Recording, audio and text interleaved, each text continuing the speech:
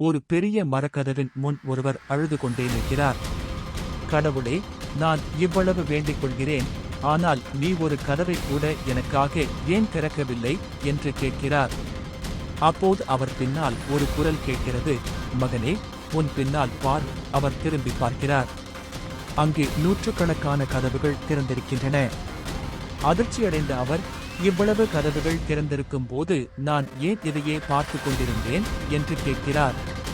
அதற்கு இறைவன் சொல்கிறான், நீ மூடிய கதவையே பார்த்து கொண்டிருந்ததால் நான் உனக்காக திறந்து வைத்த பாதைகளை நீ கவனிக்கவில்லை. ஒரு கதவு அடைக்கப்பட்டால் உனக்கு தகுதியான வேறொரு கதவை நான் ஏற்கனவே திறந்துவிட்டேன் என்று அர்த்தம். வாழ்க்கையில் ஒரு வாய்ப்பு கிடைக்கவில்லை என்றால் வருந்தாதீர்கள். கடவுள் உங்களுக்காக ஒரு சிறந்த பாதையை வைத்திருப்பார். நம்பிக்கையோடு அடுத்த அடியை எடுத்து வையுங்கள்.